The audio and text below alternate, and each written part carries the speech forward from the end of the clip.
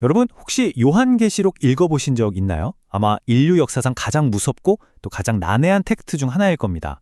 오늘 우리가 아주 흥미로운 자료를 바탕으로 파헤쳐볼 주제가 바로 이건데요. 항상 세상의 종말을 경고하는 책으로만 여겨졌던 이 기록에 대한 여러분의 생각을 오늘 완전히 아주 남김없이 뒤바꿔 놓을 예정입니다. 자, 그럼 저와 함께 이 놀라운 지식의 여정 속으로 바로 들어가 보시죠. 본격적으로 한번 파헤쳐 볼까요? 요한계시록 하면 보통 뭐가 떠오르세요? 불바다가 된 세상, 무시무시한 괴물들, 쏟아지는 전염병. 솔직히 좀 무섭잖아요? 읽다 보면 당연히 이런 의문이 듭니다. 대체 왜 이렇게 끔찍한 재앙과 파괴로 꽉꽉 채워져 있을까? 우리는 이걸 보통 인류의 끔찍한 최후를 예언한 거라고 생각합니다. 그런데 말이죠. 만약 우리가 아주 오래전부터 이 텍스트를 완전히 잘못 읽고 있었던 거라면 어떨까요? 세상의 끝이 아니라 다른 걸 말하고 있었다면요?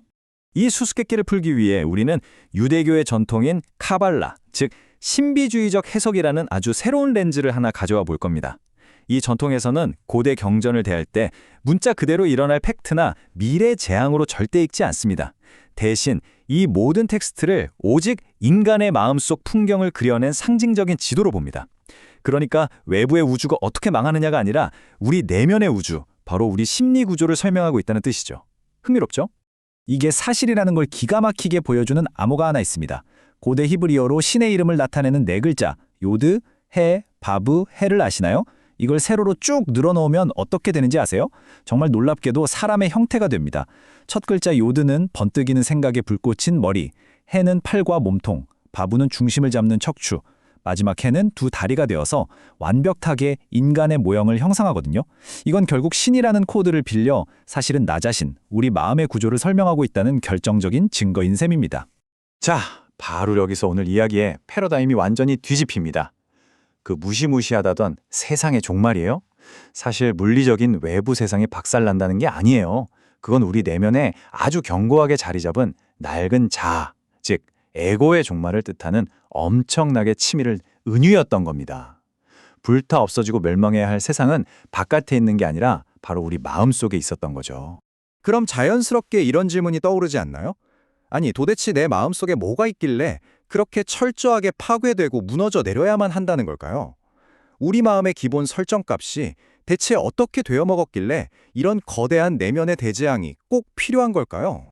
우리 마음을 굴러가게 하는 두 가지 거대한 운영체제가 있다고 상상해보세요. 한쪽은 선악을 알게 하는 나무입니다. 우리가 태어날 때부터 갖게 되는 아주 기본적인 에고, 생존 본능, 그리고 끊임없이 판단하고 재단하는 시스템이죠. 반면에 다른 한쪽은 생명나무로 영적으로 깨어난 상태, 연민, 인내를 상징합니다. 그런데 문제는요, 우리가 기본적으로 선과 악, 옳고 그름을 끊임없이 저울질하는 저 첫 번째 시스템에 완전히 지배당하고 있다는 겁니다. 바로 이 낡아빠진 시스템이 대대적인 종말을 맞이해야 할 진짜 타겟입니다. 그럼 이 치명적인 선과 악의 시스템이 언제부터 우리 안에 세워진 걸까요? 어릴 때 한번 생각해 보세요. 우리는 칭찬받으려고 애쓰고 혼날까봐 눈치 보면서 자라잖아요. 마치 오늘날 사람들이 SNS 좋아요 숫자에 목숨 거는 것처럼 말이죠. 타인의 평가라는 잣대로 마음의 뼈대를 세우다 보면 칭찬받을 땐 내가 최고야 하며 우월감에 빠지고 비난받을 땐 끝없는 열등감에 시달립니다. 결국 살아남으려고 돈, 권력, 타인의 인정 같은 걸 우상처럼 떠받들게 되는 거죠. 마음이 아주 뻣뻣하고 앙상해지는 겁니다. 이 자료에서 정말 뼈를 때리는 통찰을 하나 주는데요. 선과 악으로 지어진 마음은 다 환상이다 라는 겁니다. 우리는 우월감과 열등감 사이를 시계추처럼 왔다 갔다 하면서 스스로 그 지옥 같은 환상을 만들어내죠. 남과 비교하고 남을 깎아내려야 하면 내가 안전하다고 느끼는 마음. 이런 식으로 굴러가는 마음 속에 진짜 평화나 행복이 있을 수 있을까요? 사실상 우리는 스스로가 만든 감옥 안에서 살고 있었던 겁니다. 자, 그래서 오늘 분석의 가장 핵심적인 포인트가 이겁니다. 성경에 나오는 그 무시무시한 7대접, 각종 심판과 재앙들, 이게 절대 신이 그러니까 화가 나서 우리한테 막 던지는 형벌이 아니라는 거예요. 이건 우리가 만든 거짓된 현실, 나만 잘나야 하고 남을 통제하려는 이 이기적인 에고를 산산조각 내기 위해 반드시 거쳐야만 하는 심리적 해체 과정입니다. 엄청나게 아프지만 생명을 살리기 위해 꼭 필요한 대수술인 거죠. 그렇다면 이 내면의 재앙이 실제로 일어날 땐 어떤 모습일까요? 내가 엄청 지혜롭다고 믿었던 오만함이 와장창 깨집니다. 대가를 바라고 남을 입맛대로 통제하려 했던 가짜 사랑도 박살나고요. 권위와 인정에 목말라던 찌질한 집착들이 다 무너져 내리죠. 당장 겪을 땐 내 세상이 끝나는 것처럼 고통스럽겠지만 사실 이건 엄청난 축복입니다. 우리가 똑똑함과 사랑이라고 착각했던 마음속의 독소들을 싹 다 씻어내는 위대한 대청소 시간이니까요. 이쯤에서 그 유명한 아마겟돈이라는 단어를 새롭게 정의해 보겠습니다. 흔히들 세계 3차 대전 같은 지구 멸망 전장으로 알잖아요? 아닙니다. 이 단어의 어원인 무깃돈은 놀랍게도 왕들의 무덤이라는 뜻입니다. 그러니까 아마겟돈은 내 마음속에서 왕노릇하려던 교만한 자아들, 타인 위에 군림하려던 내 안의 군주들이 마침내 싹 다 죽어서 시체산을 이루는 곳, 바로 우리 머릿속에서 벌어지는 치열한 영적 전쟁터였던 겁니다. 계시록에서 제일 유명한 구절 중 하나죠. 처음 하늘과 처음 땅이 없어졌고. 이제 이 말이 무슨 뜻인지 딱 감이 오실 겁니다. 진짜 저 우주와 지구가 터져서 없어지는 게 아니에요. 선과 악, 우월감과 열등감, 누군가를 판단하고 정죄하던 내 안의 낡은 사고방식. 그 낡아빠진 내면의 하늘과 땅이 완전히 붕괴되어야만 비로소 진짜 새로운 차원의 현실이 시작된다는 깊고 깊은 의미를 담고 있는 겁니다. 자, 내 마음을 쥐고 흔들던 그 낡은 시스템이 아마겟돈을 거쳐 다 박살나고 해체됐습니다. 그럼 이렇게 텅 빈 우리 마음은 이제 뭘 연료로 삼아서 살아가게 될까요? 에고가 죽는다고 그냥 끝나는 게 아닙니다. 파괴를 넘어 진정한 생명이 태어날 차례거든요. 텍스트를 보면 내 피를 마시라는 엄청 호러 영화 같은 구절도 등장하죠. 이것도 당연히 문자 그대로의 섬뜩한 뜻이 아닙니다. 그 피는 바로 연민, 인내, 조건 없는 사랑이라는 아주 따뜻한 생명력이에요. 남을 찌르고 평가하기에 바빴던 차갑고 앙상한 에고에 맞서는 궁극적인 해독제인 거죠. 이 따뜻한 자비의 에너지를 우리 마음의 생태계로 온전히 흡수하라는 너무나 아름답고 신비로운 은유입니다. 이 자료에서 제시하는 생물학적 비유가 정말 탁월한데요. 아까 우리가 살던 선과 악의 시스템, 그건 뼈예요. 우리 마음의 차갑고 단단한 골격. 그런데 여러분, 뼈만 있으면 그건 죽은 거잖아요?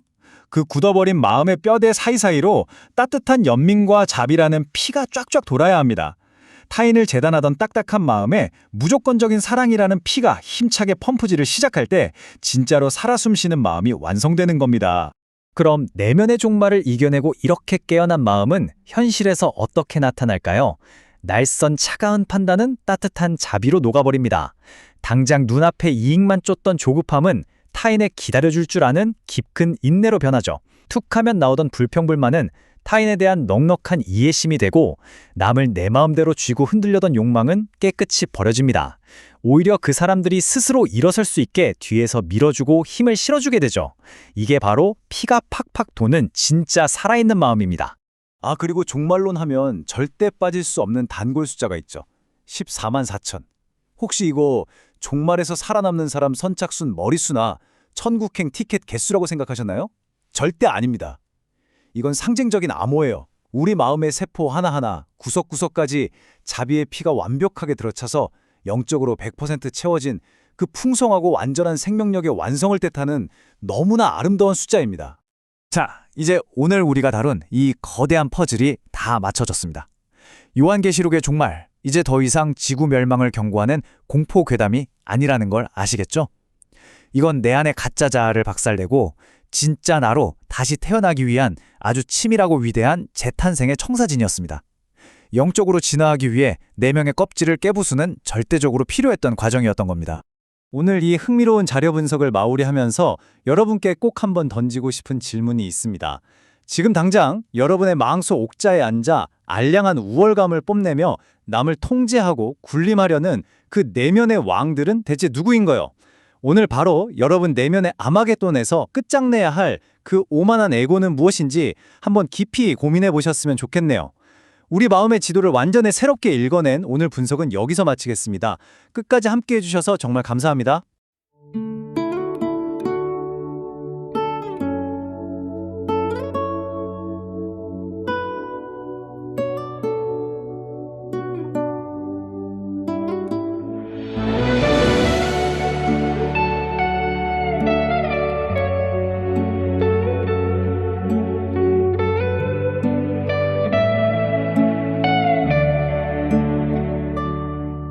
요한계시록 심판을 가발라로 풀어가 인간 마음속 재창조 과정을 그려봐. 야훼 이름과 인체가 연결되어 선악은 논리에 지배받는 정신세계. 지와 자비 박살나는 심판의 순간, 거짓된 자도 나지는 축복의 시작. 아마겟돈은 외부가 아닌 내면의 전쟁. 죽어가는 왕권이식 새 생명으로 깨어나. 요한계시록은 의식의 정화소사. 새로운 탄생을 향한 마음의 개벽.